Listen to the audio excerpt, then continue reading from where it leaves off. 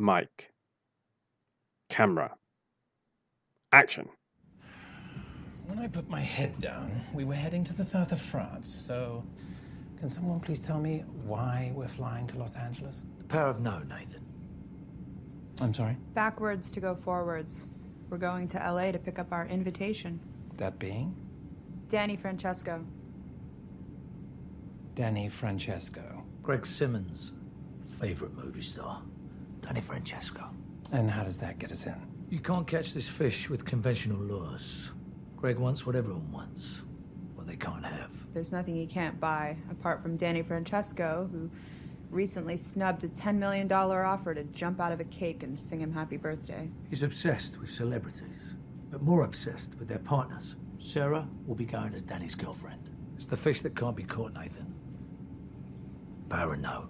And how do we turn this movie star's no into a yes? I think we've got something. Blackmail? Yeah, blackmail.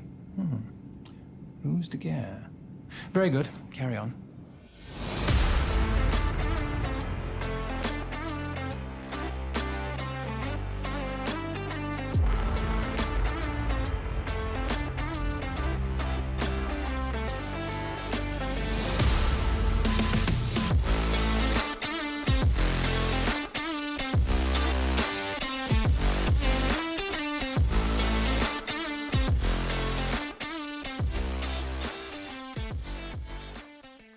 Welcome back to the Filmography, the show dedicated to watching every credited film from an actor's complete back catalogue from past debut through to present day in chronological order.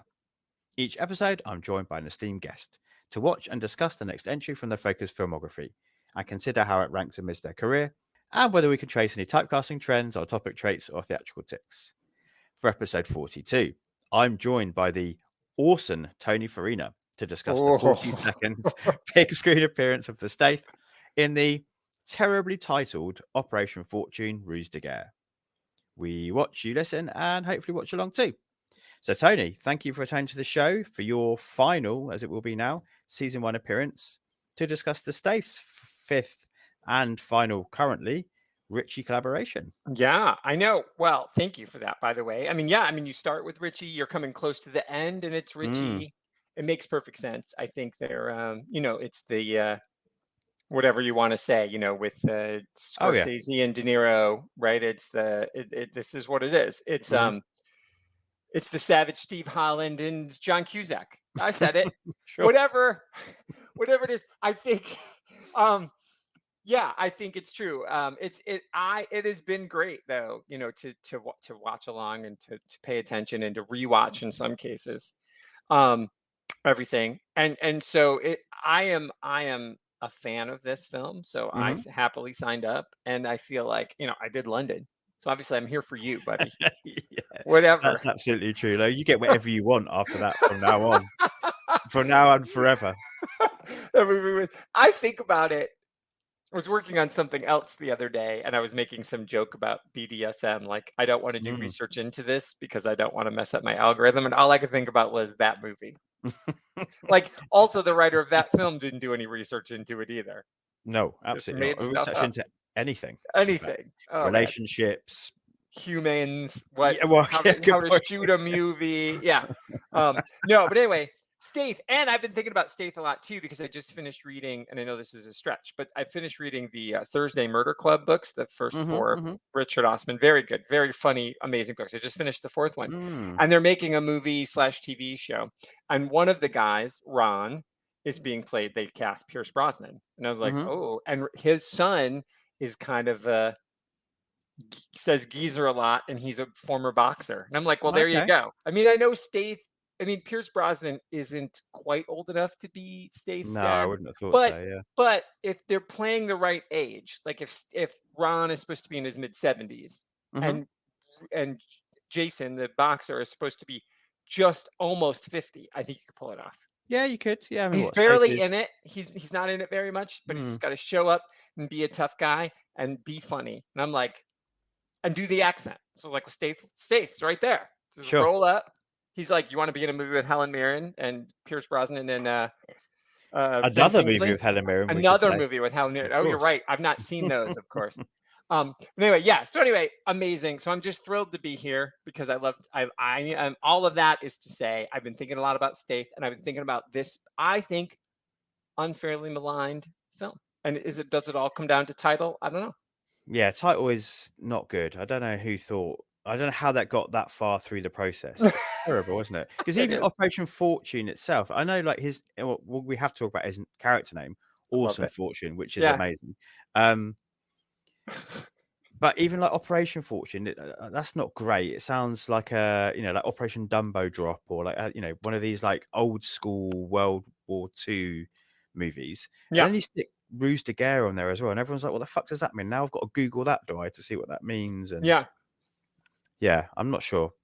I wish I could remember. I should have written it down. It wasn't the original title.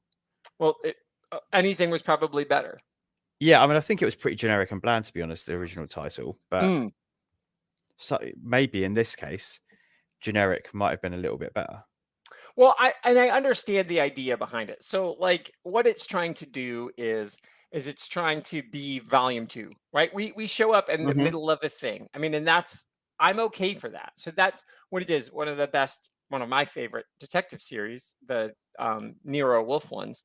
They don't meet. They just exist. Like, you meet them. The very first one, Fer de Lance, they talk about a previous case. You never know about that. You never hear about that case. And then when you get to the next book, there's other cases that have happened that you don't see. Right. Right. And so it just happens. And then life continues in between what we're choosing to show you. Right. Yeah. And then that one, as they age, as the stories move through time, they don't age. So it's like always constantly retconning. So like when you first meet him, Archie Goodwin, the storyteller, he was a major in World War II. And then later he was a major during Korea and then Vietnam. Like as the show, like the Punisher. 100%. Exactly. It's exactly right. Like the Punisher.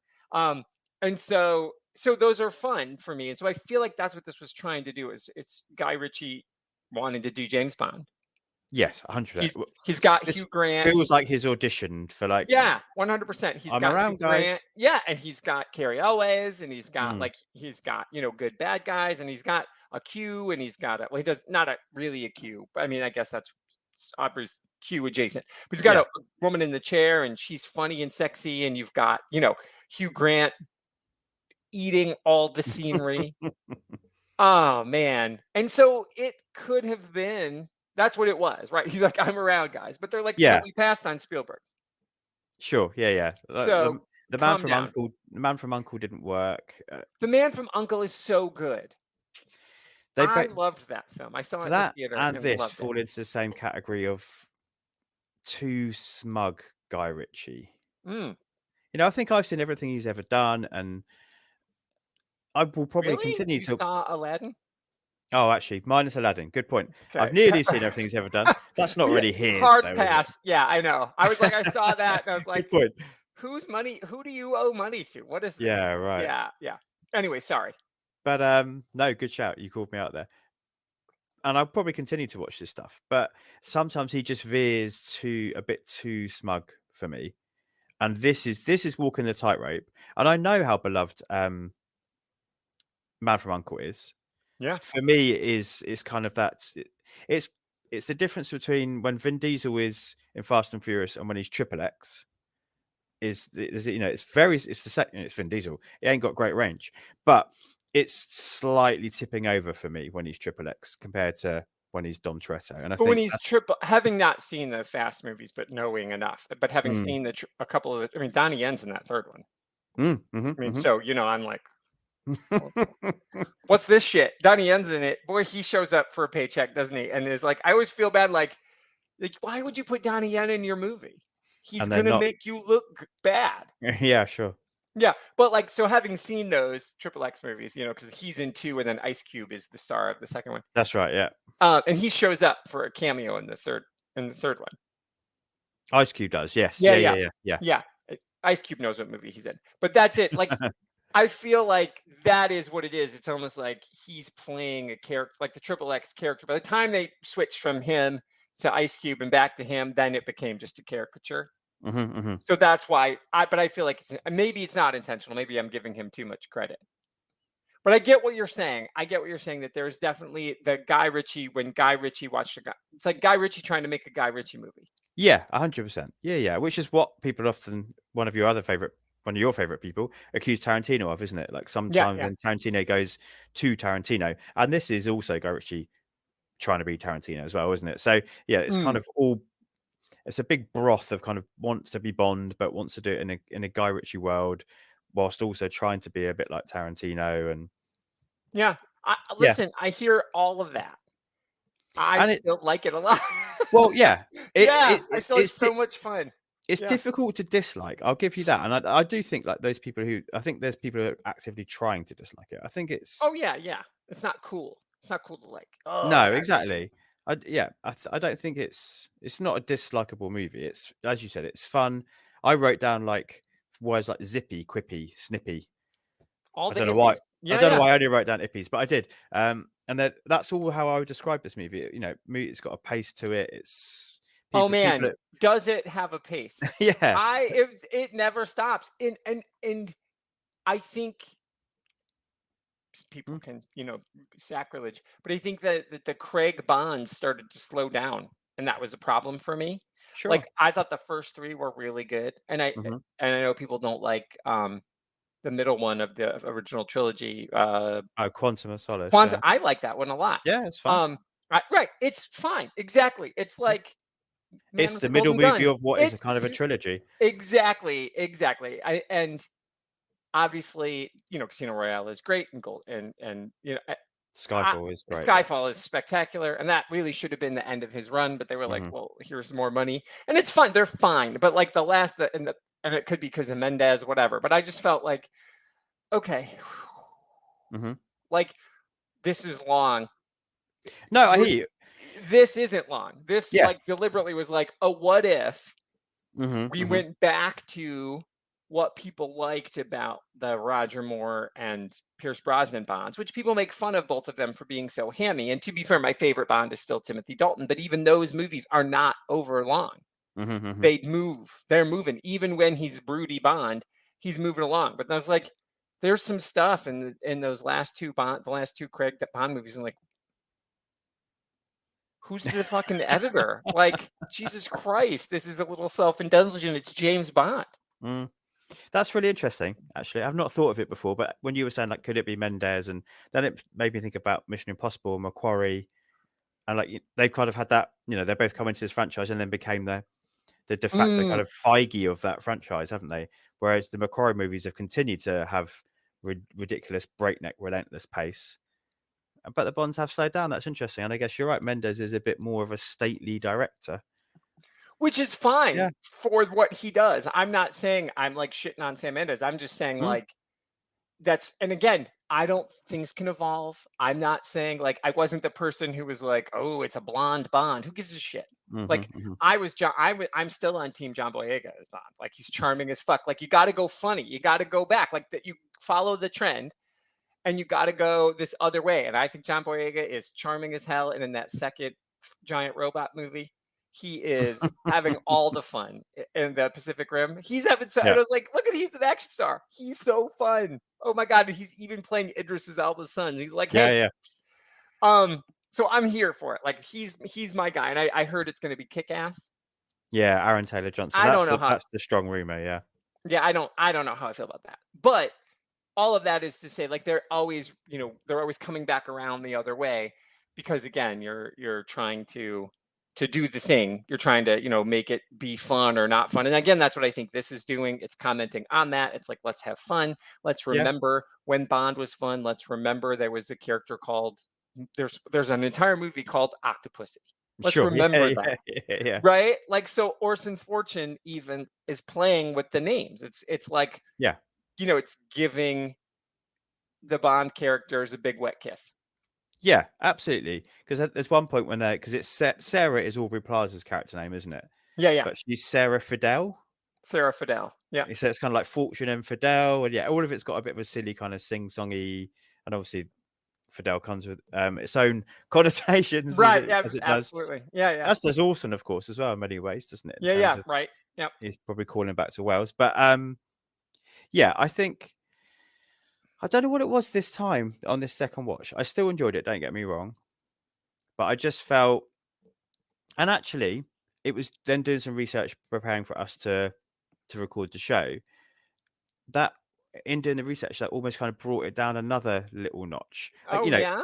often Oh. often the second watch comes down a little bit anyway, doesn't it? Because it's not new anymore, and you're waiting for things to happen, and a film has to have Especially in a caper. absolutely, yeah. Right, And this yeah, has that's that true. oceansy, capery tone, doesn't it? Yeah, definitely.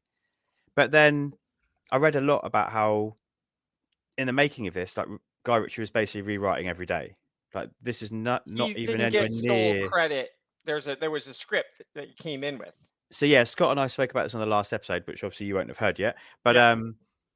it's a little crew he's working with at the moment, and they're all, they're always working together. And they'd written the script, and he came in and basically put his Guy Ritchie stamp on it. But he Stank was on it. like, yeah, in the trailer, like every day was rewriting, so it's like nowhere near what it originally was. And he was also telling them to improvise.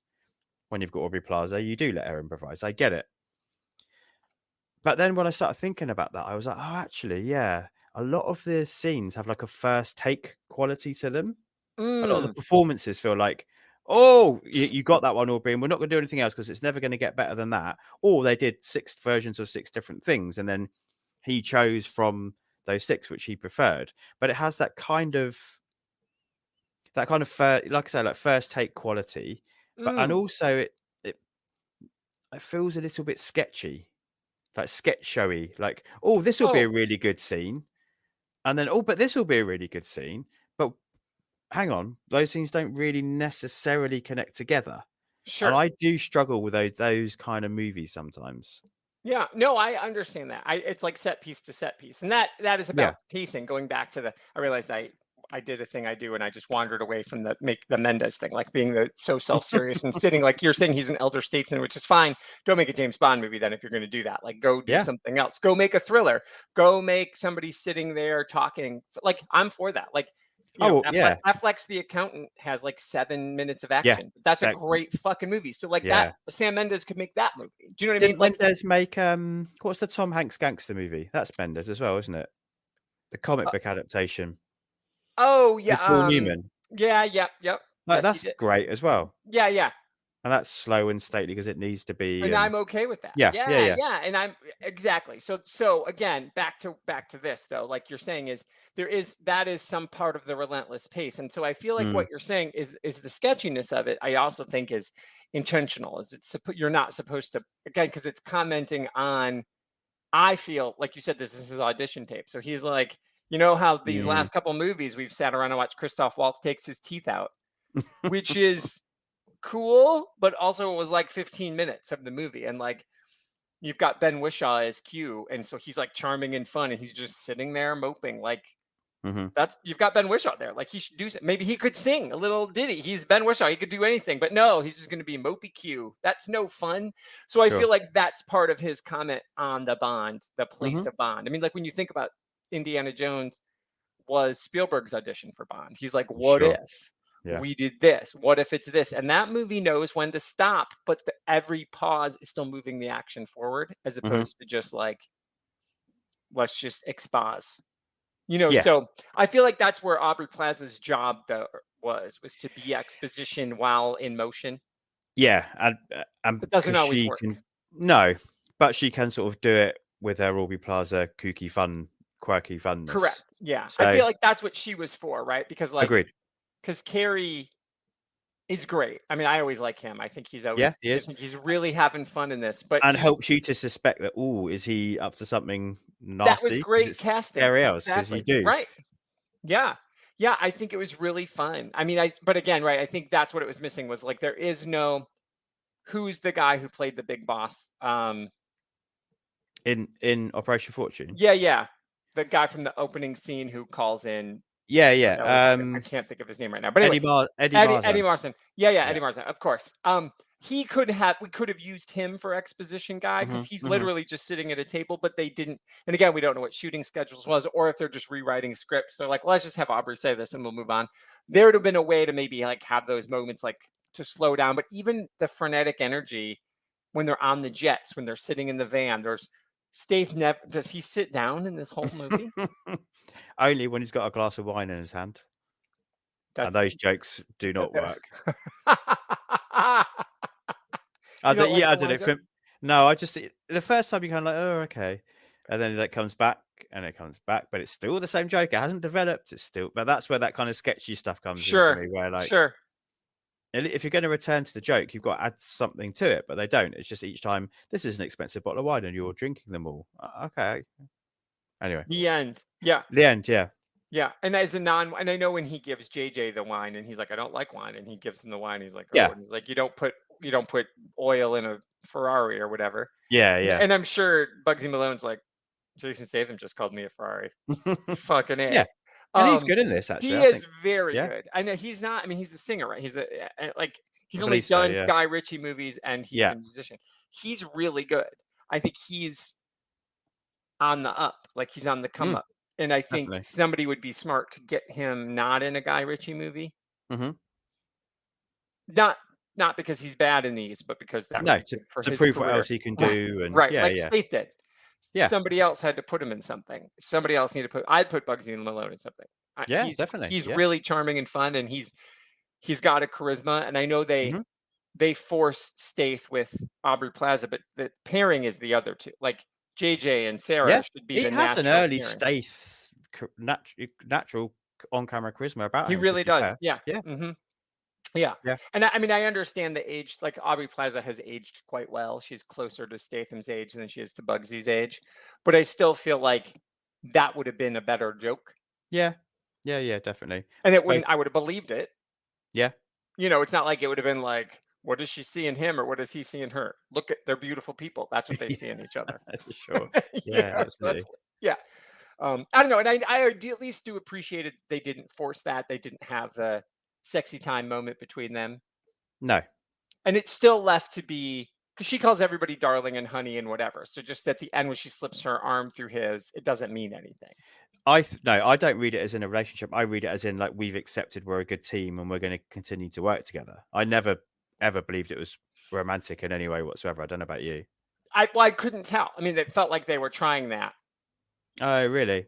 Yeah, I never read it that way. Okay, good. Well, that's good. I'm glad. I'm happy to be wrong. I mean, she's funny. Like when she smacks him on the ass when they're on the boat. Mm-hmm. That's really funny. And she's just funny. Yeah. I mean, like I said at the start, I mean, if you've got Aubrey, you do let her kind of do what she does. Otherwise, what is the point in having her in the movie? However, having watched when she does turn in those really dramatic roles, I don't know if you've seen, I think it's called Black Bear. I've not seen Black Bear, but I've seen the one with her and Elizabeth Olsen where she takes over her. Oh yeah, her single female one. Yeah. So Black Bear is amazing when she's playing like an actress. It's one of those roles where it's on a list somewhere, whatever service it's on. I'm like, oh, I've seen that. I should watch that. But it was like it's not a Lee watch movie. It doesn't look like. No, I wouldn't have thought so. Okay, yeah, okay. When like an actor's playing an actor and then they're doing acting, but there's so many layers for your brain to work out. Like Aubrey's already acting as whatever, Sarah, but then Sarah is acting as Jane. And you can see all of it at the same time. Amazing. But all of it is amazing. Yeah, it's brilliant. Yeah. And Ingrid Goes West, isn't it? Ingrid Goes West, man. Yeah. Wow. And Emily the Criminal, she's amazing in that as well. She's which one? Emily the Criminal. I don't think I've seen that one. Okay. I think she's such a talent and often is. I mean, she's not doing bad for herself. Don't get me wrong, but I think people see her as one note. But actually, I think she is many notes. Well, but I believe that comedy actors like her and Carrie Elways are better at making the move. I mean, what's Carrie Elways' second most famous role? Fucking Saw. Yeah, true. Yeah. Right? I mean, like he says in his book, he'll go to those cons too. He goes to horror cons and people like go crazy. And there's some people who only know him as the doctor from Saw because he shows back up in one of the later ones, apparently. Which I've only seen the first two because at the end of the second one, I was like, oh, this is just now torture porn. I don't need that. Where the first one was actually a psychological horror. Yes. Mm-hmm. I saw that by myself and then came home to an empty house.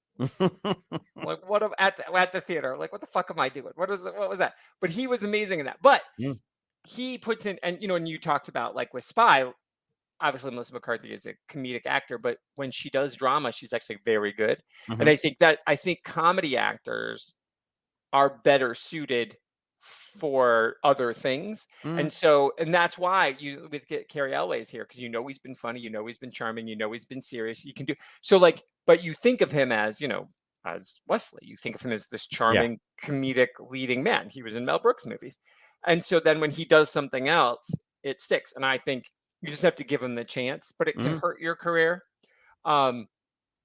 It hurts hers, but again, she's doing fine for herself. But those movies that she makes, then she could just make like little indies, right? Yeah, I Like think her she's buddy perfectly Jake, like happy. Jake Johnson. Yeah. Like he said with the most recent one that he did with Sandberg, the Lonely Island movie, him and Anna Kendrick, the most dangerous game one. Yeah. Oh yeah, you should see it. It's just not available here at the moment. Oh, you will enjoy very much. We had a good time watching it. It's a Lonely Island production. So that's why Andy's in it. But anyway, it's very good. But he said, I heard an interview with him where he said 5 million is the number. Like that's the number, because it was his directorial debut. He directed it too. He's like, if I keep a movie, write and direct it, produce it, whatever, keep it under 5 million, I can make money left and right. But as soon as it gets over that, then the studios get involved and they want to do this promotion, they want to do that. And he's like, but if I do 5 million, I make money, I can pay all the actors a really good rate, but I'm only got him for 4 days anyway. He always does. You do those ensemble cast things, they only have to pay him for 4 or 5 days. Like Anna Kendrick can come and do all her scenes in a week, and then that's what editors are for.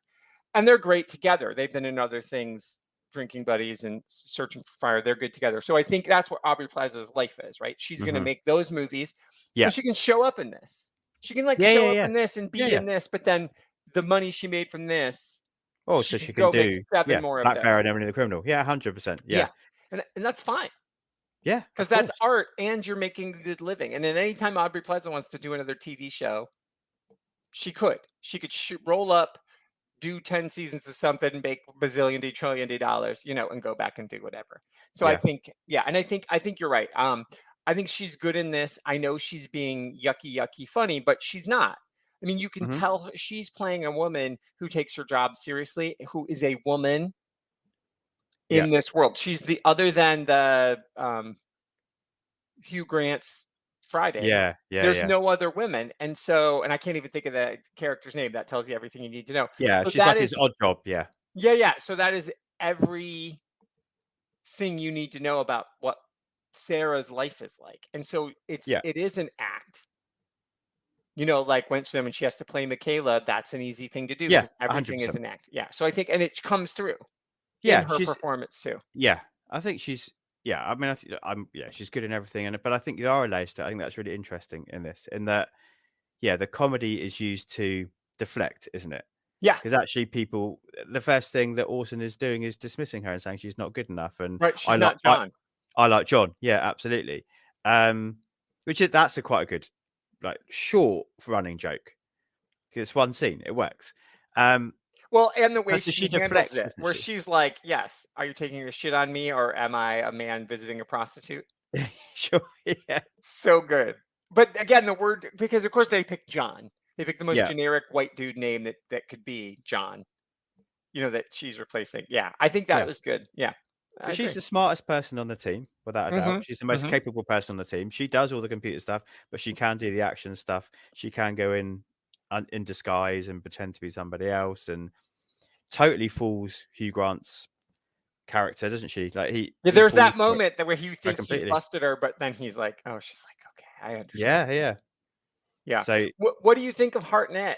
Where are you on Team Hartnett in the world and in this? Yeah, I like him. He's, again, another guy who's just always got charisma.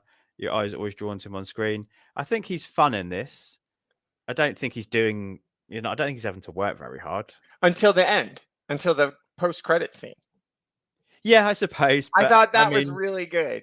It's good fun, but it does also show how good of an actor Hugh Grant is what I'll say. Yeah. No, that is... Hugh Grant's fucking amazing. I know. Oh my God. No, I always wonder about Hartnett, because when Kyle and I did the vampire movie. 30 Days of Night. The Hartnett vampire movie.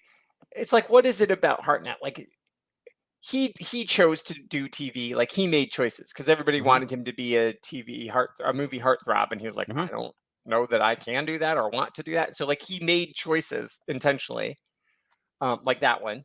and to be like, what if I don't do that? What if I'm in this weird vampire movie? What if I do what's the movie, the show on Showtime? I've not seen it, so I don't know. Yeah, I'll it's like look it up while you talk. Yeah, it's some show like set in the Victorian age. It's like League of Oh Extraordinary yeah. I know what you mean. Yeah. So like he's made choices. So for him to come in this and essentially again make fun of young Josh Hartnett, that's who he's playing. Like, so I appreciate what he does here. That takes guts to be like, oh yeah, I'm in here I know the job. I'll show up and do it. And I don't know if he was the only choice or whatever, but I think he did. I imagine he was, because obviously he'd been in Wrath of Man with Guy Ritchie. Well, just the movie just before. Well, it is, but that's something else for us to talk about, because obviously this was delayed. So I wonder if actually he was in this first. Oh, and then I bet you, because they both came out the same year. Yeah, really close together. The same year, yeah. But because of this being delayed for various reasons, it turns out. What were they all? I don't know what they are. So Penny Dreadful was the show. Penny Dreadful, that's it. It's like League of Extraordinary Gentlemen, but horror.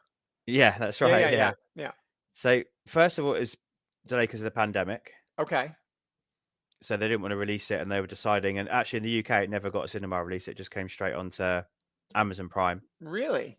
And then that little issue a bit east between Russia and the Ukraine started, and everyone went, whoa, we can't release a film where the Ukrainians are the bad guys right now. Right. So that delayed it even further. And then it was almost kind of snuck out here.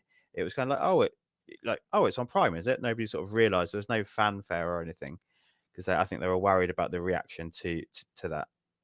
Well, I think it's a shame, because I do think, and I get what you're saying about his two movies. The two movies that I think were most desperate for sequels was this and The Man from U.N.C.L.E. And obviously the whole point of that Man from U.N.C.L.E. was a prequel to the rest of the thing. And I thought the four of them were electric together in Man from U.N.C.L.E. I want more of that. And I know, say what you want about him and his cannibalism or whatever. We didn't know that at the time. And they were all great together. And I thought those Cavill and Arnie had like amazing chemistry. Like, were they going to make out? Are they going to punch each other? Like, it was really good. Like, I thought it was really good. And obviously Hugh Grant, who's becoming his Harvey Keitel. Absolutely. You know? Right. Yeah. So he's great. And so it's just unfortunate. Like, that just never found its audience, whatever. People didn't know what it was. And then all of that hurt it. Because I think they were setting up a sequel. And again, you were dropping us in the middle of a thing. So it's almost like if you give it a better title, where it's like The Continuing Adventures of, right? Sure. Like that was the whole thing about Buckaroo Banzai. And again, I'm not trying to compare the two, but that was the middle of something. Yeah. Okay. Right. Buckaroo Banzai just exists, and you're coming from a mission, and Bond exists. So I'm okay with that. Like, just again, drop me in, and it's ripe for a sequel.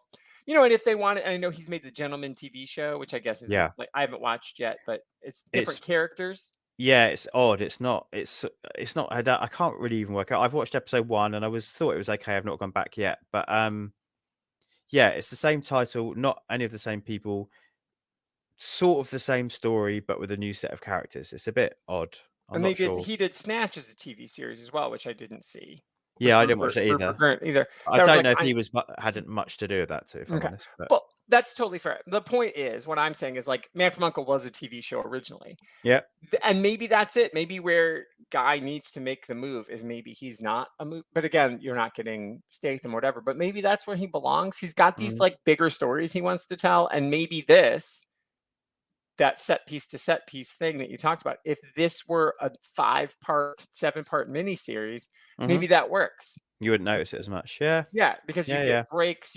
Then there's a natural break because it's the end of the episode and there's credits or whatever. And and that Man from U.N.C.L.E. would have worked that way, but you're not getting the same stars, so therefore you're not going to get the same performance, unfortunately. Yeah. I mean, this is desperate for a sequel, isn't it? Oh, I'm so sad. Yeah. Well, so not knowing that, I would love that. I'm here for it. I mean, it's never going to happen, unfortunately, I don't think. Now we know why. And I didn't understand why it tanked. But again, lost money. Well, yeah. Everything lost money. Yeah. But The Quiet Place is still getting a prequel. And the second one was great. But it lost money too. but they've also got good word of mouth, haven't they, and good reviews. Whereas this not only lost money, but hasn't got great but review history. Who said?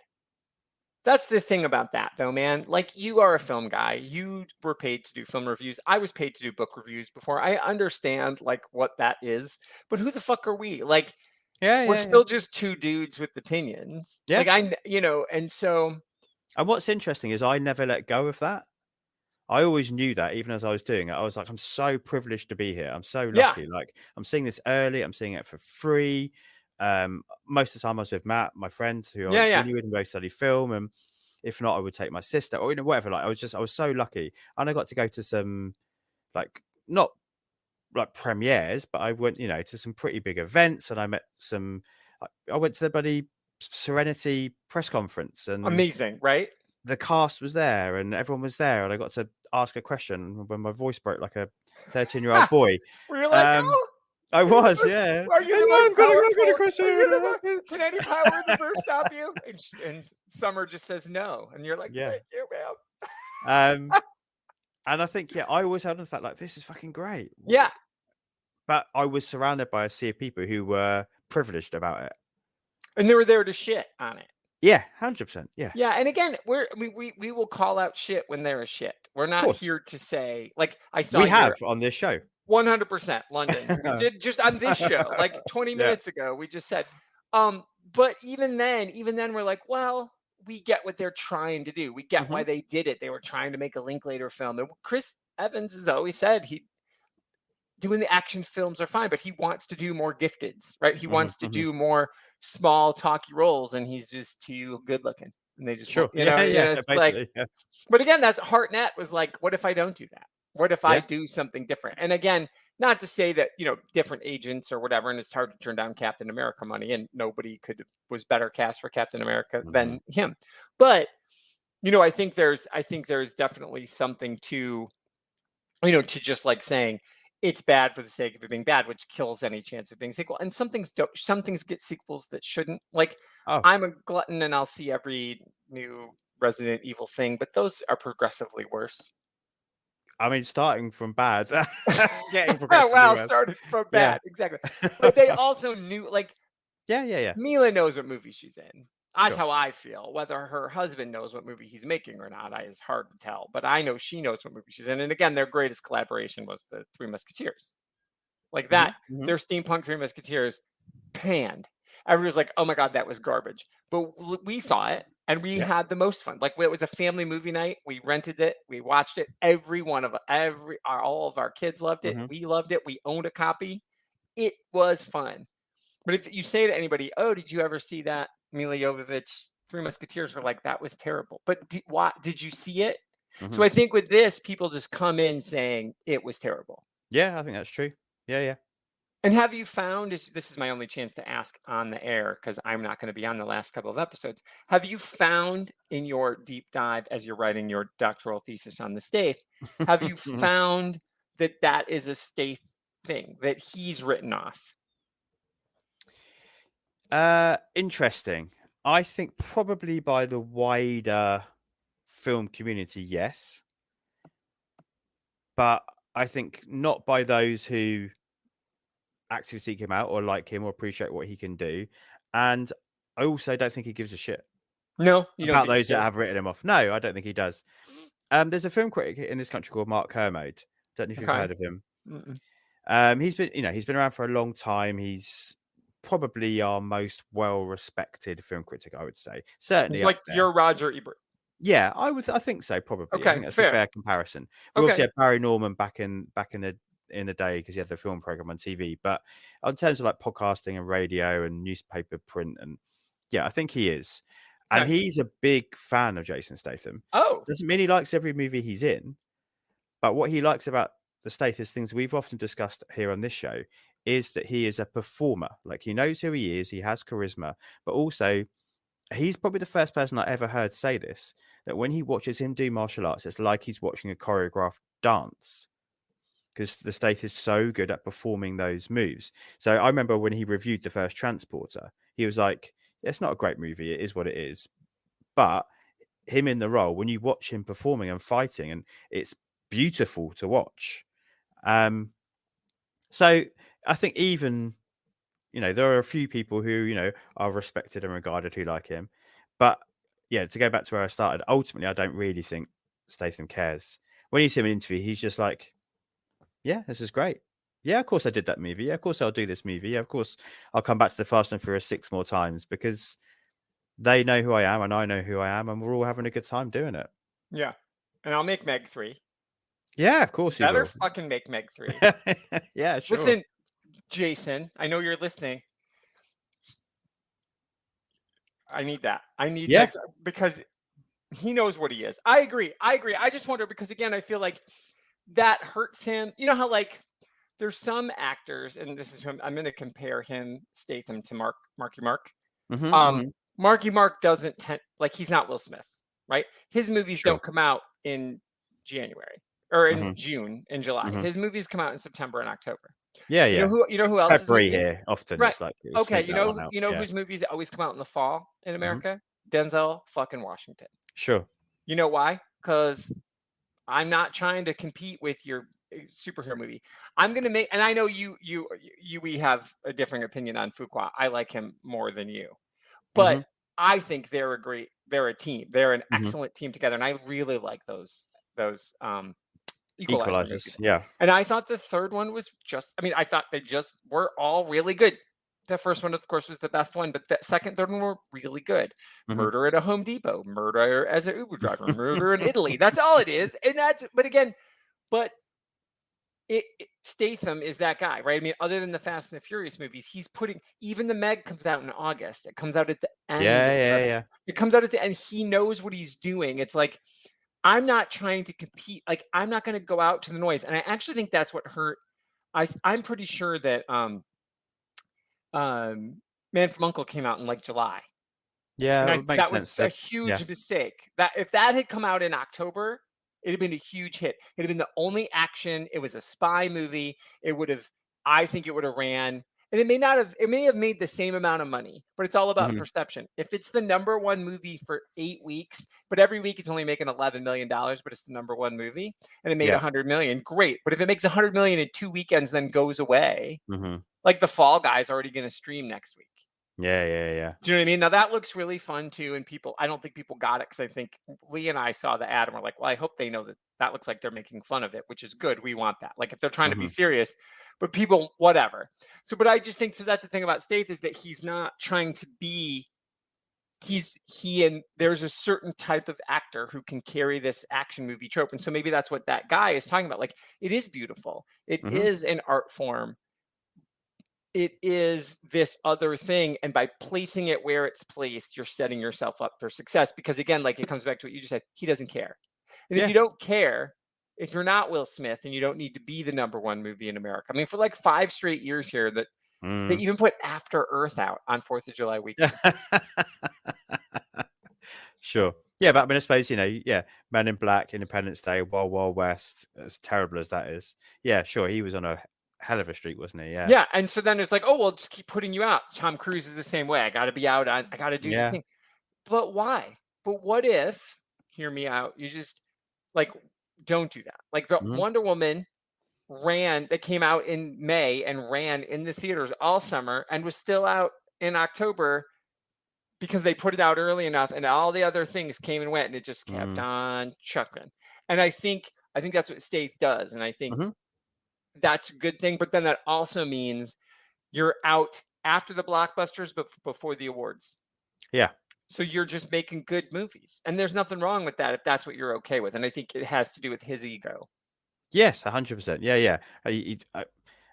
You can't, I've said this before as well in the show, you can't be unchanged, can you? You can't be selling jewelry and perfume and stuff on the streets and then be in $1 billion movie and not be changed by that, of course.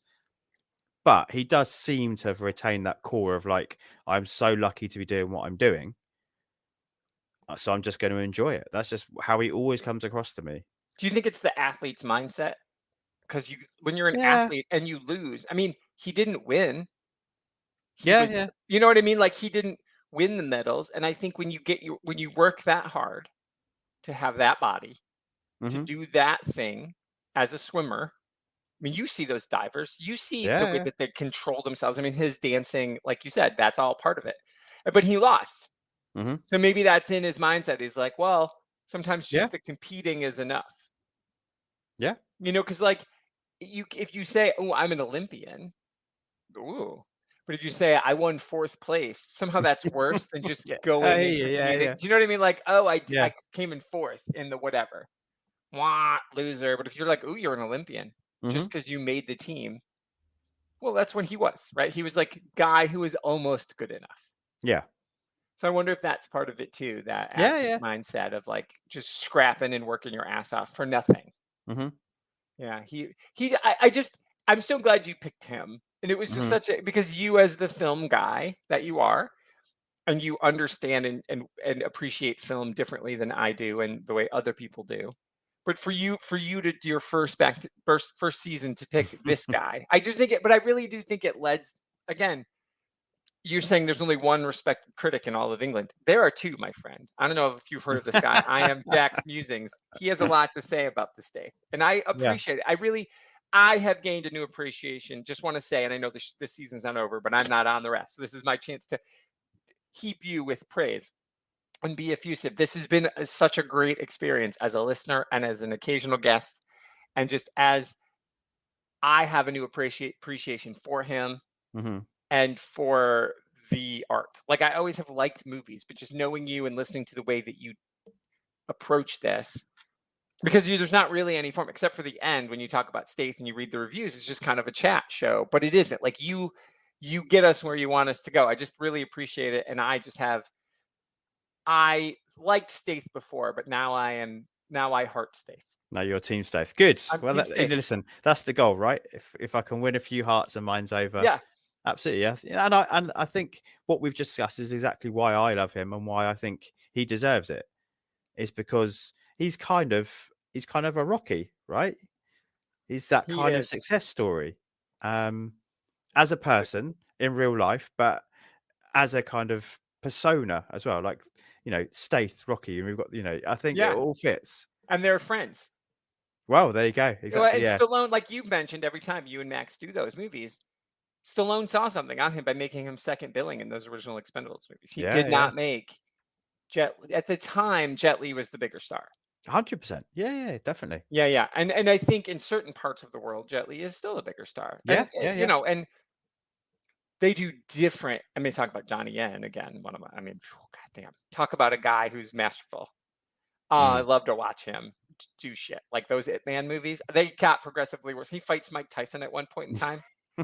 See, you laugh, but it's beautiful. He's amazing. The way Donnie Yen controls his body is amazing. He is truly, and like it's something different. Like the difference when you guys were talking about in Supercut, you and Scott. The difference between what Jackie Chan does and what Michelle Yeoh does. Sure. Yeah. And even Jackie Chan in that Supercut movie was like, yeah, here is your moment to shine because you are a dancer who fights. And I think that's it. Where Jet Li is a fighter who acts. Like he's an actor who can fight and who has the martial arts training. So I just have really appreciated everything he's done. But even Stallone saw him and was like, oh, he's the guy. Yeah. He's my replacement. I get why you'd think it could be Jet Li, but it can't be. They do something. Jet Li's so good. He's just such a great martial artist. He's Bruce Lee good. And you're just like, oh, well, Bruce Lee was not ever a good actor. Sure. You don't watch Bruce Lee movies to be like, I hope he sticks this scene emotionally. No, that's true. Yeah. But at no point, but Wrath of Man, you're like, fuck. Yeah. That's an emotional performance. This one, this one is not. No. And this is, too. And it's almost what we said about Aubrey as well, isn't it? This one is the one. I'm going to do this one for fun, Guy. Guy gives him a call and says, "Do you want to do this one for fun?" Yeah, all right. Do you want to go to Madrid? I don't think they ever went to Madrid, probably. But do you want to? No, they just say you're in Madrid. Do you want to pretend you're? Yeah. Well, they definitely. It's in Italia. it's still pretty wherever they are. Absolutely, yeah. You want to hang out with fun people, and other than that fucking atrocious green screen on Hugh Grant's yacht. Oh my god, for that scene. Sometimes, just cut that scene. Shoot it's it inside. something about the sea, because we said the same thing about Mechanic Resurrection. Is that the backdrops there as well were awful. So I wonder if it's something to do with perhaps it's to do with movement. Maybe. Where there should be a movement to it, and there's not. That's true. We just watched, well, not just last year, 2 years ago, 17 years ago, when we watched the remake of The Father of the Bride, the Andy Garcia one. There's it, which is not great, but it's Andy Garcia. Sure. And we're fans. Lee's a big Andy Garcia fan. Like, and I am too. Yeah. Great. But like, she's like, oh, Andy Garcia's in a movie. Like, that's like, there's just certain people who, like, in your life, you're like, oh, that person's in a movie. I'm willing to give it a go. The Andy Garcia is one of those guys for her. She's like, she's seen some bad ones. She's like, what was he doing? I'm like, I don't know. But it worked, right? He was in it, and so we watched it. There you go. Yeah. But anyway, so they did a remake of Father of the Bride, and it takes place in Miami. And there's this scene on a boat where they're going down the river in Miami, and she's like, "Oh my God, it was so bad." It's like before the movie's even over, she's like looking it up, and they're like, even they in the film were like, "What are we doing? This is a terrible idea." You could cut around, like, be creative, be inside the boat. Absolutely, yeah. That's all you got to do. It's same exact scene, but they all know you're still in the boat. If you need to have a little anchor there, whatever it takes. Yeah, I think you're right, though. I think that is, some green screens are worse than others. And it's like, so it's like, again, going back to those old Bond bad green screens, but that's what they had. Absolutely, yeah. Or, it's nice now when people do it knowingly. It's quite good fun when people stick on a bad green screen on purpose, and they get the person doing the driving like this with their hands. Because we all know if you drive like that, it's going to be a little bit erratic. But everyone did it back in the day. Absolutely, I know, so fun. Or when actors feel like they have to move, right? Right. Just use your face acts. Yeah. That's what you're here to do. Yeah, for sure. But anyway, no, I agree. This was good fun. I am here to say it is not my favorite Stath, but it is I enjoyed it. I will watch it again in my life. Yeah, and I think I will as well. And actually, Em was watching it with me, which is rare when it's a Stath movie, but she watched the trailer and was like, oh yeah, I'm up for that one. She loves Aubrey because she's a human being. Yeah. And a human being that loves Parks and Rec as much as I do as well. So I think if you're a human being, you love Aubrey anyway, but especially if you've seen her in Parks and Rec, then you're with her for life, I think. Yeah. Because we had a busy weekend, life. Yeah. She did drop off. But then I went upstairs to find her a couple of hours later, having tried to watch it again and dropped off again. But clearly she was into it. So it does have that, it is an easy watch. It's fun. It's that you do want to put it on, even if it's kind of a background movie, I think, as well, that you'd have on and you'd be like, oh, but this scene's coming up and I really like this scene. So I'm going to sit and watch this bit. But then you could let a couple of scenes go by and not be too bothered. I think it's quite a good movie for that too. That is something I will admit to being bad at. I would rather watch a movie with the speed up on than do that. Oh, interesting. Okay. Yeah, I music in the background all day long, even a book in the background. If it's not, if it's not something I'm like really paying attention to, if it's like a book I've read before, or a book that is like, oh, I'm just going to kind of listen to like if it's an audiobook, I'm just going to listen to the end. I don't really give a shit anymore. But podcasts I can obviously have it on in the background and do. But movies, I would rather watch it on fast speed than skip something. My kids are, but see, it's funny.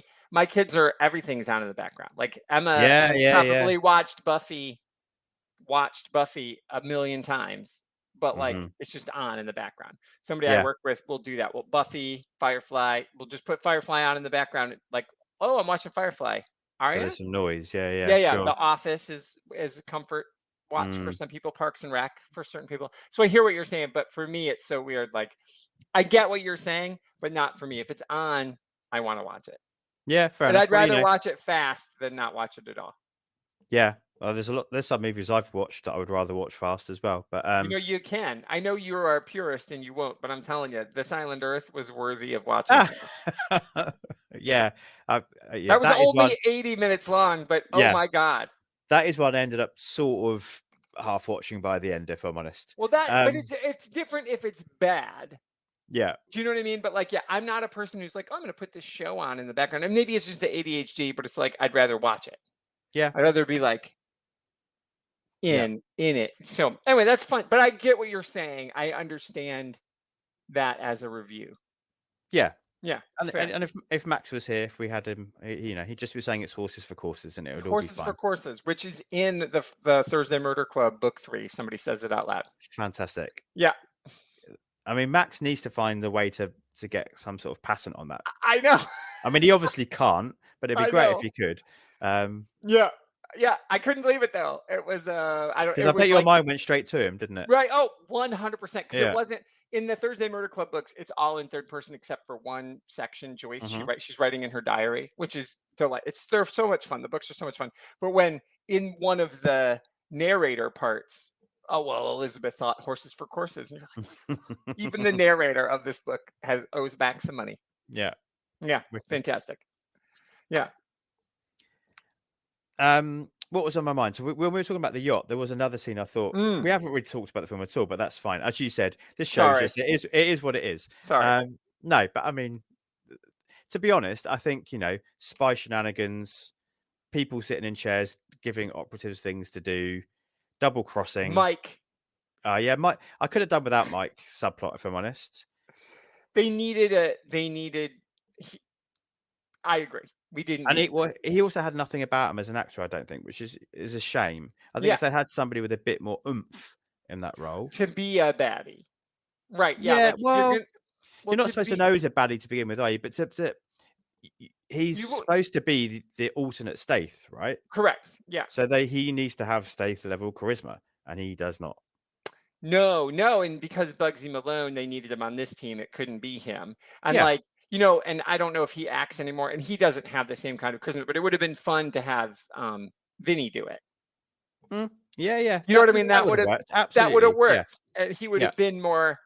I don't know. Does Vinny even act anymore? I think so, but okay, all right. Very rarely, but that would have been funny. Yeah, definitely. Yeah, we needed something like that. Yeah, even like you say, callback to other Richie stuff. Yeah, definitely. Correct. I mean, he's in the Gentleman TV series actually. Vinny. Oh, is he? Oh, okay. Yeah. Oh, good. Yeah. Well, I'm glad. He's not playing the same character. No, he's playing the groundskeeper. Oh no, he's not in the Gentleman movie. I was thinking, right? He's not in the Gentleman movie. Anyway, okay. Well, that's cool. That's fine. He's sort of playing Big Chris if he'd retired and become a groundskeeper. Oh, okay. I'm here for that. Well, he doesn't. Yeah. He doesn't have a ton of range. Well, that is true. He is the Jaggernaut bitch. Yeah. Anyway. Yeah, I don't also think Mike really adds anything to the plot other than an unnecessary complication, because actually the third act is a bit problematic for me. It's all messy and I don't really understand what's going on and why people are doing things with satellites and the handle, as it's called. And I always think back to Mission Impossible 3, and that has its detractors, and I know people are kind of anti-JJ nowadays, which I don't understand. But in that, when they've got the rabbit's foot, Philip Seymour Hoffman's after the rabbit's foot and Tom Cruise is after the rabbit's foot, and it's like everyone is like, what the fuck is the rabbit's foot? And you get to the end of the movie and the movie's finished and it's been a great thrill ride, and Tom Cruise saves the day in the last minute. Of course he does. Philip Seymour Hoffman gets his head squished by a car. Amazing. And we still don't know what the fuck the rabbit's foot is, and I love that. That's great. Okay. And here they try to sort of explain the handle, and I'm just like, but I still don't really get it or care. And it's like, and there's a thing with gold. Okay, so it's a Goldfinger reference, and it's a thing with satellites. Okay, so it's a GoldenEye reference, and there's these two annoying billionaire Elon Musk types. That the third act is messy and doesn't really work for me. I don't really understand the point of it, other than one bit which I think is really, really good. When you've got Hugh Grant's character, when you've got Greg up with Josh Hartnett's character talking to them, and that's fun. Yeah, Greg's owning the room with his kind of voice and his power and his sense of kind of what's the word I'm looking for? His sense gravitas. Of like gravitas, and the way that he can hold a room, and that's intercut with Orson doing all the kind of action punchy fighty stuff, and it's a really interesting juxtaposition of like physical kick-ass versus kind of like vocal room control that's really badly put. But if you know what I mean, like it's juxtaposed and they're both doing the same thing just in their own kind of way. That's cool. But the rest, but the whole, once it's in the room and people are double crossing and shooting each other, and Mike somehow survives, and at this point I'm just a bit over it. Sure, I hear all of that. Yeah, I think if you're gonna do Mike or the tech billionaires, and you really just need the tech billionaires, but then there's the other baddie, right? So right, then you've got the other people. Yeah, I agree, and I'll just say I agree. It gets I just don't know unnecessarily everyone's complicated motivations, at the really. I end. don't get it. Like, Mike wants money, and That's it. Yeah, Yeah. that's not enough, Yeah, really. the tech billionaires are like the Mayflowers, like Sure. from Hudson Hawk, right? And that is Yeah. very gold. So to me, the gold thing was the Hudson Hawk. Of course, that's what I'm going to think about. I actually wrote down that as well in the Yeah. when he goes into the Ukrainian compound. Mm-hmm. And they knock the wall out with their knockout gas, don't they? And he's doing the burglary. Yeah. And again, he stops to watch Butch Cassidy and the Sundance Kid. I don't really get that. I actually know that one. Good. That is the movie that Guy Ritchie saw that made him want to make movies. Okay, well, I like that. So it was a Guy Ritchie thing. Yeah, because I couldn't figure it out either, so I needed to know. It doesn't really match what's going on in the scene. Okay, that's nice. Okay. Well, but then he almost Aubrey Plaza sing in his ear. Well, but that's what made me think of Hudson Hawk. It's like the burglary is done to raindrops keep falling on my head. Yeah, so that's what absolutely. Made me Yeah, think of there's definitely a couple of Hudson Hawk references to me. Yeah, I bet you Guy Ritchie loves Hudson Hawk. Yes, I imagine so. Yeah. Yeah, and he, if he had a big enough hit, he'd be like, I'm gonna remake Hudson fucking Hawk. I mean it. Like, yeah, maybe not remake it, a sequel. A sequel. Yeah, a spiritual legacy sequel, couldn't we? Legacy sequel. Yes, Hudson Hawk Jr. Mm-hmm. And Andy McDowell's still with us. Yeah. You know what I mean? So you could do it. Richard E. Grant actively hates that film, but maybe he would turn up and do a hate performance. Yeah. But yeah, no, I felt it was a Hudson Hawk-y thing. Mm. And that's also ends. That third act is also a mess. And there's too many people, the CIA, candy bars, and the nuns, and the Vatican, and the this and the that. And so, again, I'm happy to take everything back to Hudson Hawk if we need to. Of course. But no, it is definitely a mess at the end. There's no doubt about that. But it looks cool. It does, yeah. But I mean, all Richie stuff always looks good, doesn't it? Yeah. I think that's why I enjoyed it less on this watch, because I think the first section is really fun and fast, and we go to 6 different locations in about 10 minutes. And you can keep track. You can keep track of it, and it's fun. And you're meeting Aubrey, and this is happening, and that's happening, and then, then we go to like the Antalya middle section. It starts to sag a little bit, and I'm not sure what it's adding. But Hugh Grant's great, and Josh Hartnett's great, and Aubrey's great, but it's not really progressing much. And then the third act, and I think I could feel myself ebbing as the movie was going on. Especially if M fell asleep. That's not a positive sign in the room when your partner's falling asleep by the third act. No, but I mean that's A, pretty standard for her. Oh, to be honest. and B, as you know, we'd had a really busy weekend with family and stuff. So those two things combined meant it was really nice that she wanted to watch it. And I said to her, like, you are not going to make it through this. There's no chance. We started at about 9 o'clock at night. It's not going to happen. Good effort, though. Good on her. Oh, absolutely, yeah. And probably I'll go up tonight, having finished talking to you, finding she's still watching the last hour. Nice. Well, good. That'll be good. You can watch it again. But that's a good sign again, isn't it? That actually, she's actively involved. Yeah, definitely. No, that's awesome. That's amazing. I would like to say 2 things. Well, two things that I also loved. The Princess Bride key switch. The Princess Bride thing. How do you know I didn't already switch it? I don't have time for that, Stath says. And you could see, like, they left Barry smirking there. He had way too much fun with that. And I feel like that was an improvised scene, too. I feel like that was imagine so. They all had too much fun with that. And then the last line is, see you next Tuesday. That's why we didn't need the post-credit scene, because that needs to be the end of the movie for all the reasons. Yeah. So if you're going to do that, it needs to be a post-credit, not a mid-credit. Yeah, that's a good shout. If people want to just stick around and see that fun stuff at the end, stick it at the end credit. But the end of the movie needs to be see you next Tuesday, because they cut to the film immediately. It's that mid-credit thing where it's right away where they're doing the thing over here, like old movies do bloopers, like the Jackie Chan movies. They during so the credits. You've got a box in a box. You've got a screen in a screen. Yeah. So, but I think see you next Tuesday needed it. So I think they stepped on their own mic drop. Yeah, I agree with you. But I think that's, for me, kind of symptomatic of the whole movie. It goes back to that initial thing I was saying about that kind of rewrites and that improvising and like, oh, let's do this, Josh. This will be really good fun. And it probably was really good fun to film. They probably had a laugh. But then I don't think that translated quite all the time to what we got to see as an audience, unfortunately. Sure. That's fair. So it feels like we're getting to a natural place, doesn't it? Yeah, but I'm thinking this is our 6th collaboration. Could you believe it? Just on the Stath. Amazing. I looked that up. Obviously, it's not our 6th collaboration. It's our 100th. Yeah, we're definitely over. We're definitely broke the century mark. We could add it up. It's a lot. Yeah, we must have which done is by good. now. We've got one next week. We're gonna Absolutely, yeah. Long may it continue, obviously. Yeah. Yes, please, forever. And it's Richie and Stath's 5th collaboration. Right. Yeah. Nice. I'm just wondering how you feel this falls in that collection. And I can list, if you're not quite sure, I can list them. Please. Obviously. Yes. So obviously Lock, Stock and Snatch. Yep. Then a bit of a break, and then we got Revolver. Oof. Yeah. And then a long break, and we got Wrath of Man, and then this. Yeah. I mean, Wrath of Man is the best of those films. Interesting. I think it's my favorite of those films. I think it's the best of those films. Yeah. I think that is an excellent film. Mm-hmm. I think it's a film. It's not a movie. Yeah. Richie doesn't do many of those. No, the word Scott and I ended up using a lot was assured. It felt like a really assured movie. Yeah. I think if I had to like rewatchable wise, I put this at 2. I actually like it a little more than Lock, Stock.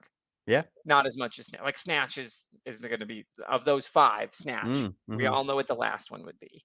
So if I were to do rewatch them, I would do. I would actually. I mean, because Wrath of Man is so good, it's hard to rewatch. And like sometimes it's like movies that are kind of gritty like that. You're like, I don't know that I want to sit. Like that's not a fun romp on the afternoon. You're like, I'm down. I got a lot to think about because it's Wrath of Man, but it's also like Age of Man. It's also humanity. Like that. Like the man part isn't about man. It's about human. Like it's a layered movie. It's really good. I really do like it. I really think it's just he should be really. If he retired on that one, you'd be like, nice, good on all of you. So I would put this. I would watch this probably the second most. Like I like Snatch, and then this, like just is rewatchability. Then Lock, Stock, then Wrath of Man, and then I'm never gonna watch Revolver again. Oh, I can't imagine why. I would watch it again before I watched London. Yeah, sure. Okay. Yeah. But I almost want people to watch London. So it's almost like I would do it just to make somebody watch it. Like if I were ever like in the same room with Kyle, I would be like, Kyle, let's watch London. Just because he's also got a film degree. Sure. And see what he would hate it. So I would want to I would want Kyle to watch it. So I would suffer through it to make him hate it too. It'd be that kind of And I've actually just spent my day reading and watching 800 to 1,000 words if it's reading, or watching 2 to 2.5 minute student movies. And I wouldn't say London was much better than any of them. Oh, but these are also teenagers. These are also teenagers, yeah. But then so is the mental age of the director. Oh man, I know. Yeah. So anyway, so that's me. What about you? How do you do it? Now, I would say this is like a 3-star movie. Like it's perfectly enjoyable. Okay. Yeah. It's come down a little bit for me, like I say, from the first watch. So, I'm not bashing on it at all, but I think it would probably be 4th on the list. Okay. I really love Lock, Stock, but I think it's a nostalgia. It's like I remember seeing that for the first time. I hold it in that place in my head. Oh, so I think Lock, Stock's probably at the top for me. Really? Over Snatch? Yeah. That's fair. And then Wrath, and then Snatch, and then this, and then I mean, long way down. You see like on Twitter or like on WhatsApp, where you put like all those 3 dots. You put about 100 of them, and then I you agree. put Revolver. Yeah. I mean, I'll be interested to know. I would love to hear a final. Like, I'm sure we could just look at your letterbox, but I would like to know what your final Stath rankings are when you get to the end, and where if London is the bottom, or if it's Revolver. Yeah, that's interesting. I hadn't thought about doing that. Or what's the King one? Yeah. The one with Angry. I mean, to me, it's the one with Angry Andy and Dan. Yeah, In the Name of the King. In the Name of the King. I know that they're not in the movie, but that's the Mystery Science Theater 3000. I need the 3 of you to watch it again. Yeah. Yeah, it's true. I hadn't thought of doing that, if I'm honest. I've got an idea for what I want my wrap up of season 1 to be, but that could be maybe I could do that as part of it. What I'm not a big fan of is just having my voice going on for too long, because I have to listen to that drone on all bloody day as it is. So I'm much more interested in hearing everyone else's voice. Sure. No, and I totally get where you're coming from. The nostalgia matters. That I mean, I'm not going to pretend that doesn't play a part, but I still think. I mean, to me, Wrath is the best film Guy Ritchie's made. I agree, and I think Snatch is a better film than Lock, Stock. Yeah, oh yeah. But What a of, huge jump. Yeah. In skill. Yeah. But as we always do, in terms of favorite Oh and yeah, best, they're favorite always and best. different, right? Yeah. Right. Yeah. And I just think because Dennis is in Snatch, and I just love what he does in that, and I just think I think Snatch is just such a fun. Not that Lock, Stock isn't fun. No, I mean, but Lock, Stock has a train spotting vibe. Yes. That Snatch doesn't, and no offense. I mean, I don't. That wasn't intentional, but I was always like, well, I'd rather, if I'm going to watch the two, I'd rather rewatch Train Spotting. No, I hear you, but that's interesting. When you said that, what that made me think of was it's like, a bit like Oasis definitely maybe to What's the Story, Morning Glory. Sure, yeah. As that first album rawness to it, Lock, Stock. Yeah. I particularly like. Yeah, and there's nothing bad about that. Yeah. Right. Yeah. Right. For sure. No, I feel that's an excellent. Thanks for taking me through that. Yeah, Revolver's bad. Revolver is bad. Yeah. I mean, again, I have not seen Aladdin. No, me either, actually. But I can't imagine. And I did see Guy Ritchie's King Arthur, which I didn't hate. Me too. And I did hate it. I know you did, but I didn't hate it. But I did not like Revolver at all. No. Like, I don't know what happened. Well, they just got a bit too pretentious, didn't they? Something went wrong. Something was bad. But yeah, I know you didn't like the King Arthur one. I thought it was fine. I mean, it's definitely a bottom third Guy Ritchie film, but it was fine. If it were on a plane, I'd watch it, which is actually how I watched it. Sure. Yeah. So, but it was intentional. Like I wasn't like on a plane. Yeah. Oh, this is like I downloaded it on my iPad and watched it on a plane. As you've made very clear, you don't watch anything without it being intentional. Right. That is true. Yeah. I do. I mean, I will I'll flip like late at night when Lee's getting ready for bed. I'll flip around and like if Attack of the Clones is on, I'll watch it. Now, see, that's interesting. That's exactly what I won't do. I hate watching like 20 minutes or something. Oh no, I'll drop in. If I now can't watch so the rest Pluto and Tubi TV are not for you. No, because that's what they're for. Like they've got where you can do on demand, but they're always streaming something. So they both have like there's a Mystery Science Theater 3000 and a Riff Tracks channel on there. So just like turn it on, and it doesn't matter what the plot of the movie they're watching doesn't matter. So you can just drop into that. No, for that's true. But I think I hear what you're saying. Em did it the other night. She was flicking, and I can't remember what came on, but she watched about 40 minutes or something. And I was like, I can't. I know you can't. I know. I know something else because I understand. I know that. I knew I wasn't gonna get to finish it. So yeah, no. And if it's from the start, I'm less likely to do it. But if it's like midway through something I've seen 8 times, like if I'm flipping around, like again for that, like when I was in the hotel and I couldn't watch the fucking Beekeeper, I was so disappointed. So I was flipping around, and on TNT was Rise of Skywalker. I was like, yes, please. And it's you don't need any more than 20 minutes of that. Well, I like that one a lot. And so, but it's the scene where Luke is there and he's facing down the AT-ATs and the ship. And that's Last Jedi. Last Jedi. What did I say? Rise of Skywalker. I like Skywalker. I like Rise too, but Last Jedi. Anyway, so there it was. I was like, well, that's the scene that's on right now. I'm just going to stop. Sure. And I did. And it was like, and that was fine. So, but if it's something I've seen enough that I could do that, I mean, if it's Heather's, I can just get up and act it out. Just close your eyes and just close my eyes. Watch the whole movie. Right, Dear Diary. Yeah, no, for sure. So anyway, thank you for this. I love this show, by the way. I just think I'm so glad you do it. It's so fun. And I think I've landed on my, it's been a lot of to and fro. I think I won't reveal, obviously, but I think I've landed on my next. The palate cleanser? My next next long-term subject. Ooh. And that might be interesting to try and get people to, put in their guesses, put in their predictions. Oh yeah, you totally should. Sure. Yeah. I'm not sure anybody. Well, we'll see. Somebody gets it, good for them. But it wasn't anybody that was really on my radar for a long time. Oh, nice. I let me submit to you as a palate cleanser, Roddy Piper. Sure. How many has he only had maybe like 10 max. One of them is Hell Comes to Frogtown. Yeah, seen. Fantastic. Right? They Live. I would submit. He was on one episode of Highlander. I would just submit to playing an immortal who is somehow pretending to not be Canadian. I was like, you forget his accent is so strong sometimes.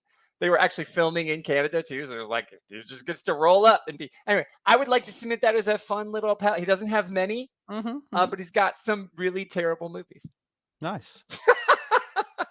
I hear it and I'll take it on board.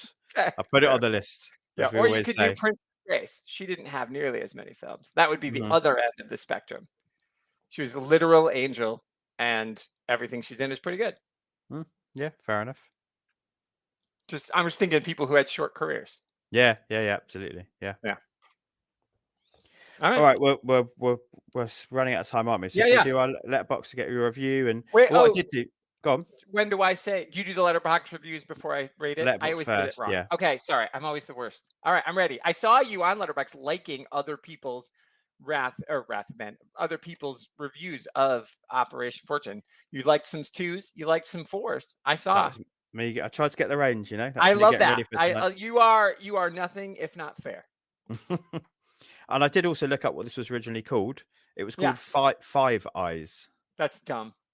Yeah, so it's very generic and bland, isn't it? Yeah, I don't like it. It just makes me think of the burger chain. I don't know if you have Five Guys in the States. We do have Five Guys. Yeah. Okay, that's probably where it started, right? But I'm not sure that was supposed to be. That was terrible.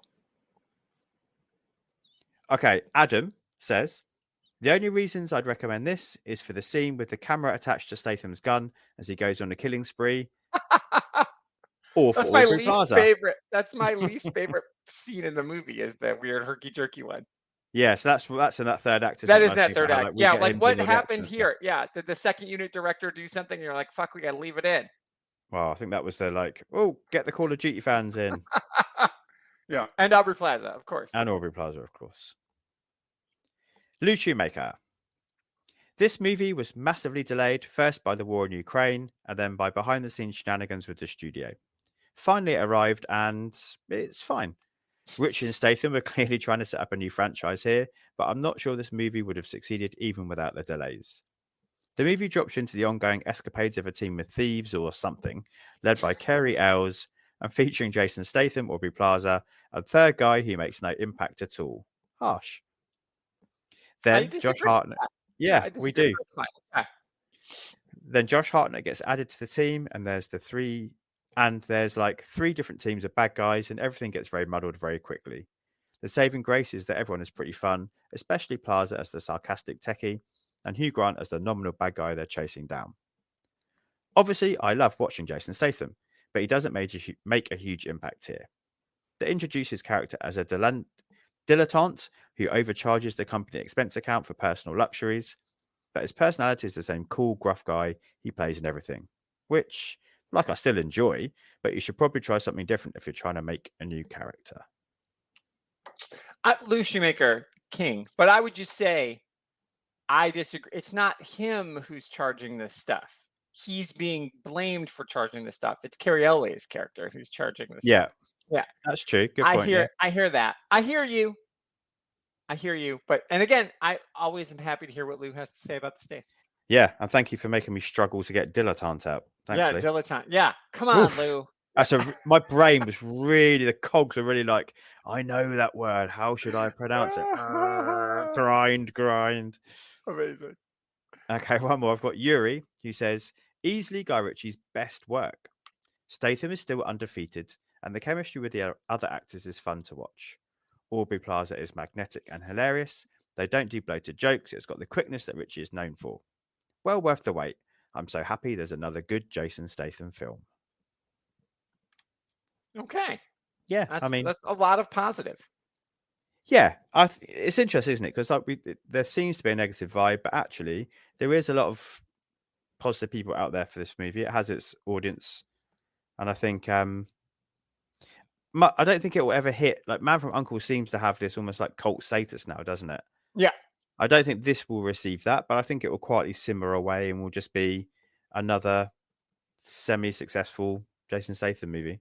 Yeah, I think, and here's the problem too, is that we don't. I still get stuff from the library. I got this from the library, but because everything is streamy, until this makes it to Tubi or to Pluto TV or goes on TNT or whatever, and then starts making the money in that part of syndication, the money won't be made back. Where this had actually not gone straight to streamers, but DVDs, video stores still existed, this movie would have made a shit ton of money. Yeah, I agree. Everybody was trapped. There was nothing to do. You would have rolled up. You would have fucking been like, oh, what the fuck? People would have just rented this for $2. And they still haven't completely worked out how to do that yet. It's like The Fall Guy we talked about is coming out tomorrow.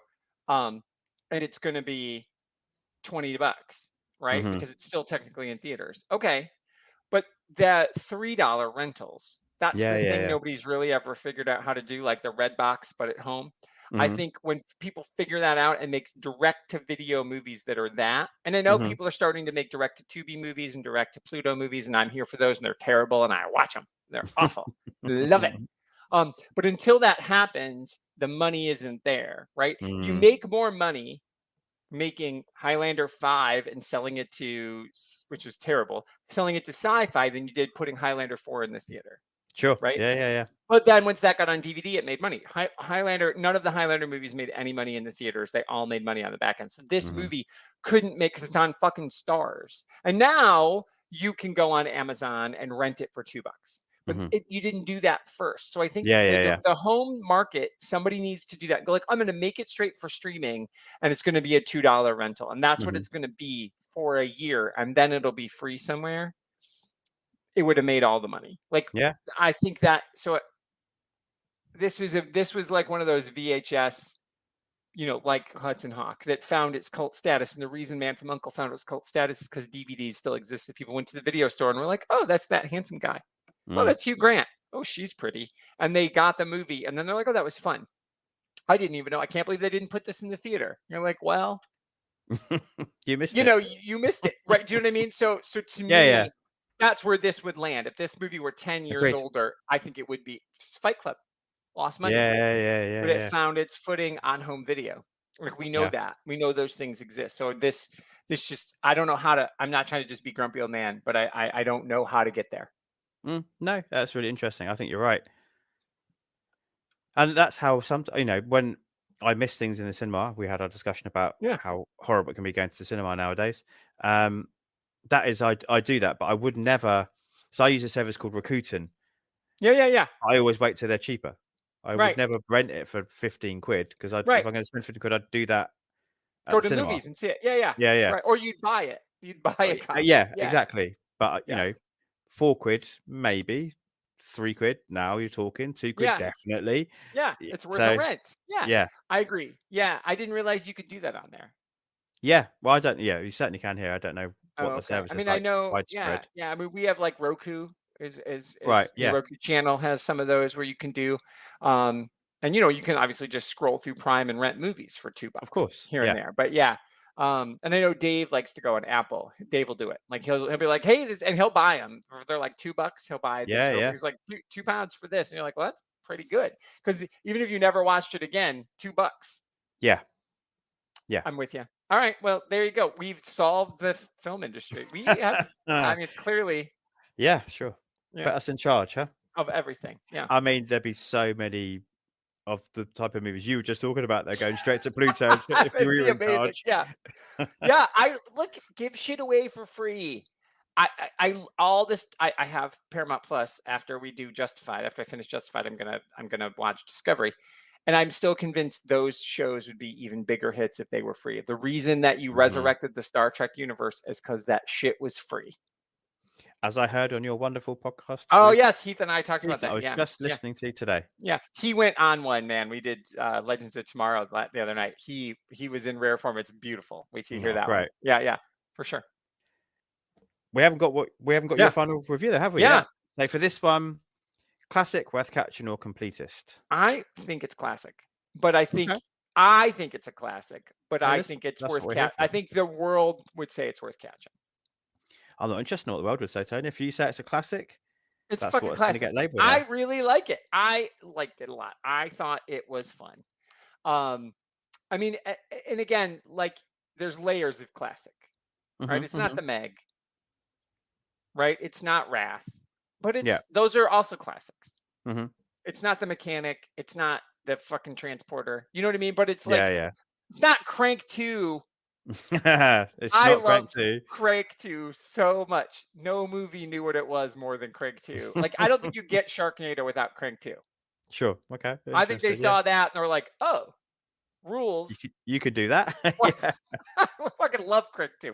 But I think the world would be like, Crank 2's awful. Yes. Yeah, yeah. But I think it's a classic. Megan has not seen it, but from what I understand of what she thinks about Crank, Megan thinks Crank 2 is awful. Well, where do you rank it? Crank? This. Or Crank? This is worth catching, I think. Yeah. I get that.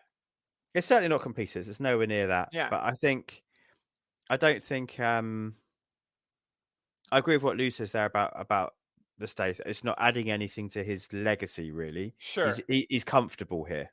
Sure. So it's I hear that. Yeah. Whereas Wrath, is adding to legacy. We're seeing a different performance from him there. The Mega's adding to the legacy because that's leading man, that kind of movie by himself without anybody else making that kind of money. Yeah. Transporter is the first time we see him do that shit. So that all of these are like what I think are classics. Yeah. Whereas this is I hear you. All right, that's fair. I hear what you're saying. Just for like, it's a top third. So if I have thirds, that's a top third for me. So that's where, but it's at the lower end of the top third. Like, I would rank it lower than those other ones we just said. It's way lower than Crank 2. Sure. Yeah. I love that movie. It's so bad. I love it so much. Well, that's the other thing I'm thinking of doing is that I'll release the whole like kind of these were all rated as classic, these were all rated. Yeah. Oh, nice. Okay. So we'll have like a compilation at the end. Yeah. That'll be great.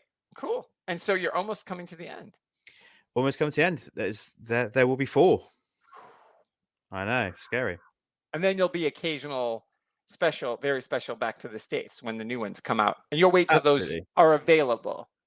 Right? Yeah. We talked about that. Yeah, you're not going to make people go to the theater to watch. No, I don't think so, because that's not what this project has been about. So, and I'm not interested in getting the immediate clicks. It's about it's the journey. It's not about the journey. Yes, it is. It's the marathon of Stath.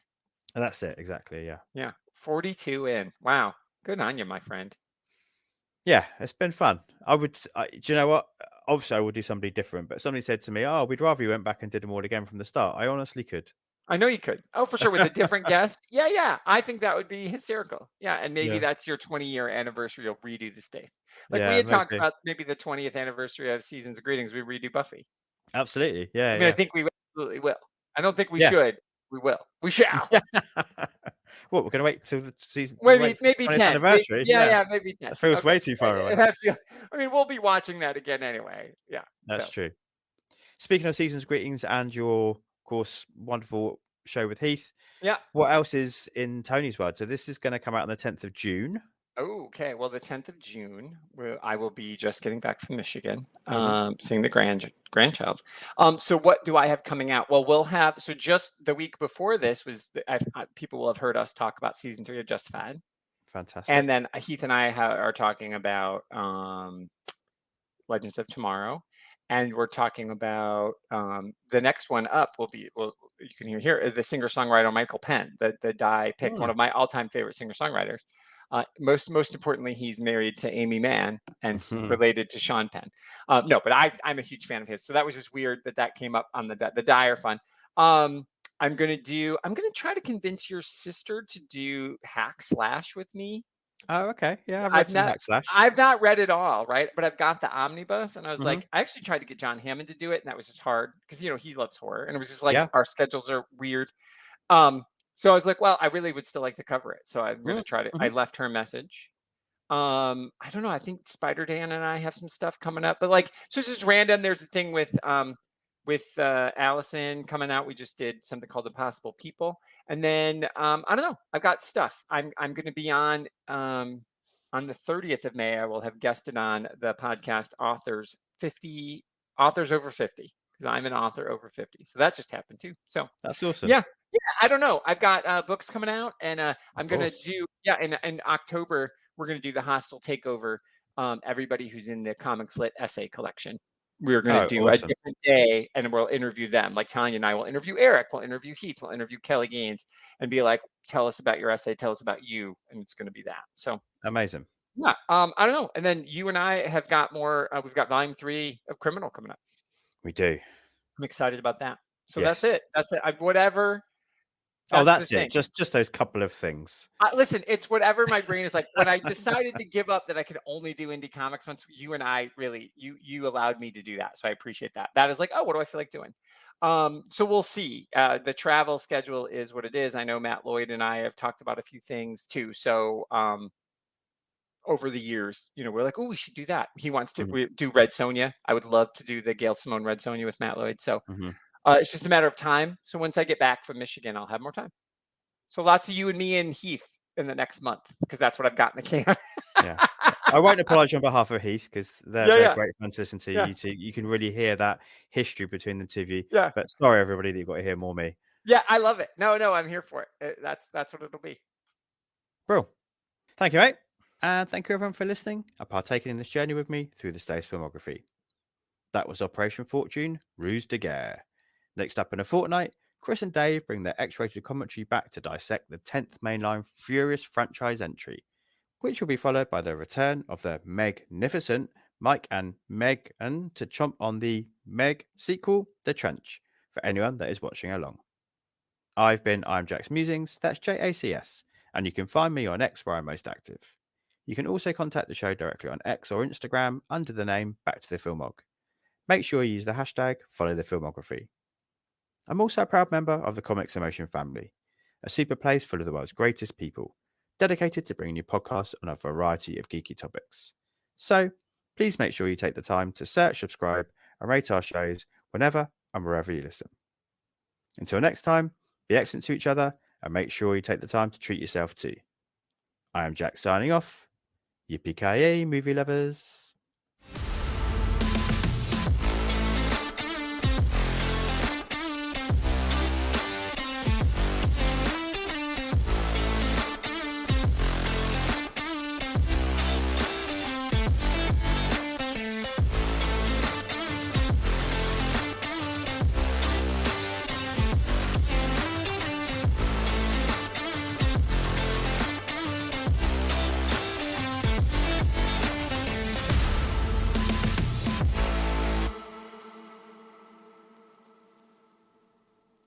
Cut.